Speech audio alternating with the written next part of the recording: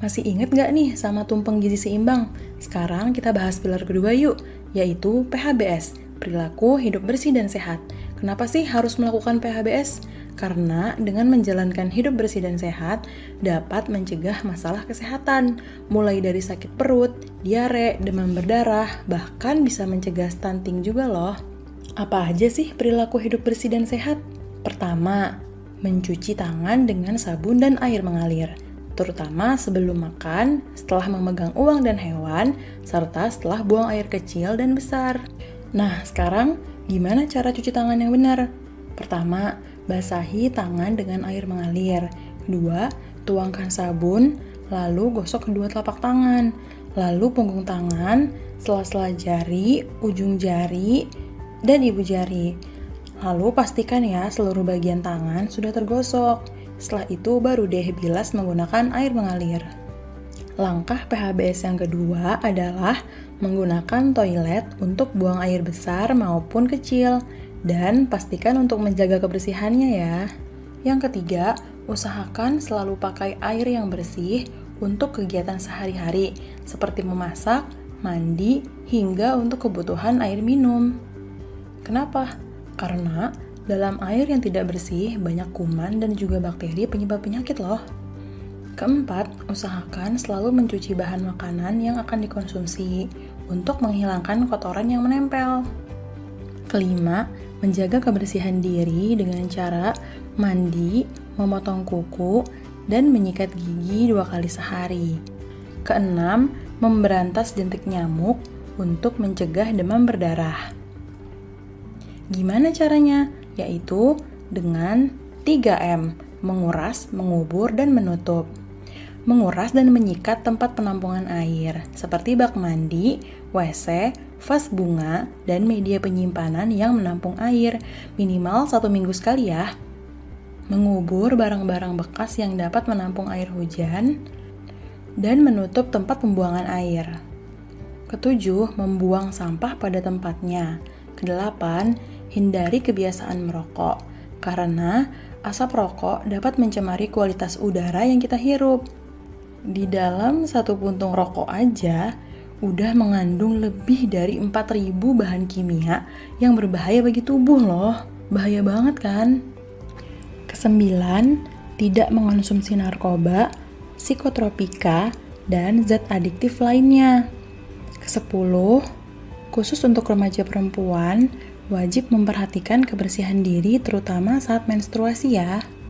Gantilah pembalut minimal 3 atau 4 kali dalam sehari. Kedua, pembalut nggak boleh dipakai lebih dari 6 jam dan harus diganti sesering mungkin bila sudah penuh. Karena pembalut yang terlalu lama nggak diganti akan menimbulkan lembab dan dipenuhi bakteri penyebab penyakit.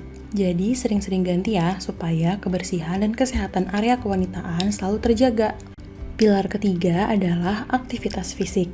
Aktivitas fisik merupakan setiap gerakan tubuh yang meningkatkan pengeluaran energi. Apabila dilakukan secara rutin, aktivitas fisik ini tuh bagus banget buat kesehatan. Bisa meningkatkan pertumbuhan dan perkembangan tulang, otot dan syaraf, dan juga bisa mengontrol berat badanmu loh. Buat kalian para remaja, perlu nih memperhatikan durasi aktivitas fisik yang dilakukan. Yang pertama, melakukan aktivitas fisik dengan intensitas yang sedang, setidaknya 60 menit per hari dan minimal dilakukan 3 kali dalam seminggu.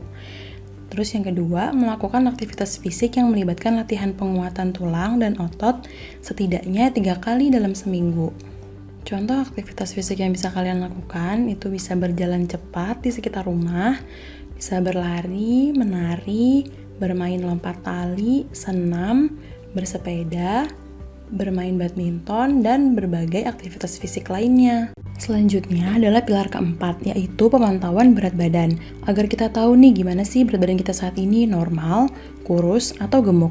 Normal di sini maksudnya sesuai dengan standar normal dari Kementerian Kesehatan di Indonesia. Penting banget loh punya berat badan normal karena akan menurunkan resiko mengalami berbagai penyakit. Untuk menghitungnya, diperlukan rumus IMT atau Indeks Massa Tubuh. Untuk remaja usia 11 sampai dengan 19 tahun, dihitung dengan IMT menurut umur dan sesuai dengan jenis kelaminnya, yaitu dengan cara, pertama, Ukurlah tinggi dan berat badan. Kedua, hitung indeks massa tubuh atau IMT dengan menggunakan rumus berikut ini. IMT sama dengan berat badan dalam kilogram dibagi tinggi badan kuadrat dalam meter. Kemudian, bandingkanlah hasil indeks massa tubuh dengan tabel indeks massa tubuh menurut umur. Buka tabel IMT menurut umur, pilih umur yang sesuai, lalu cek hasil indeks massa tubuh.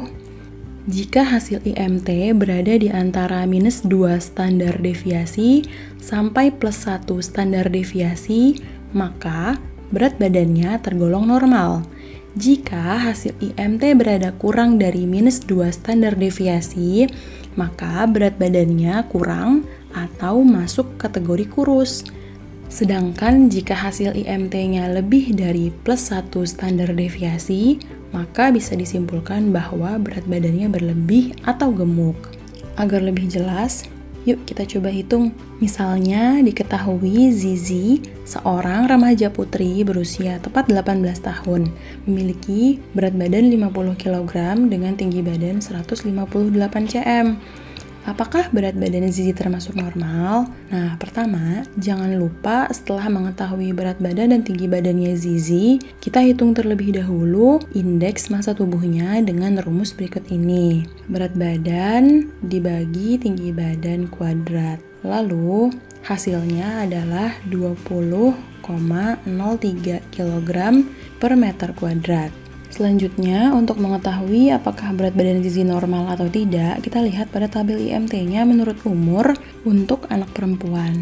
Pada kolom tahun 18 dan bulan 0, hasil indeks massa tubuh Zizi yang sebesar 20,03 masuk pada kategori antara minus 2 standar deviasi sampai dengan plus 1 standar deviasi, sehingga dapat disimpulkan bahwa Zizi memiliki berat badan yang normal. Selanjutnya, selain melalui perhitungan indeks massa tubuh, ada lagi nih cara cepatnya, yaitu dengan menggunakan rumus Broca. Rumus Broca untuk wanita yaitu tinggi badan minus 100 dikurang 15% dikali tinggi badan minus 100. Nah, sekarang coba kita hitung yuk. Contohnya nih, seorang remaja putri usia 18 tahun dengan tinggi badan 158 cm dengan berat badan saat ini yaitu 41 kg. Apakah berat badannya sudah ideal? Kita hitung dulu nih, berapa sih idealnya?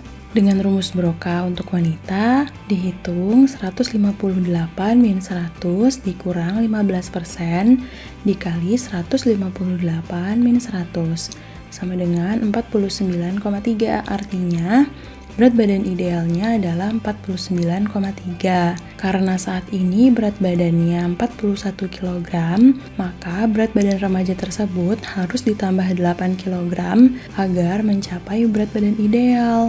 Nah, itulah cara menghitung berat badan normal. Kalau teman-teman udah mengerti, coba cek berat badan normal masing-masing ya. Untuk membandingkan dengan tabel indeks massa tubuh menurut umur, teman-teman bisa melihat pada buklet materi ya. Nah, teman-teman, mulai sekarang rajin nimbang berat badan yuk, minimal 1 bulan sekali. Dan usahakan untuk tetap normal ya. Jangan lupa juga menerapkan perilaku hidup bersih dan sehat, serta melakukan aktivitas fisik secara teratur, agar tercipta generasi bebas stunting.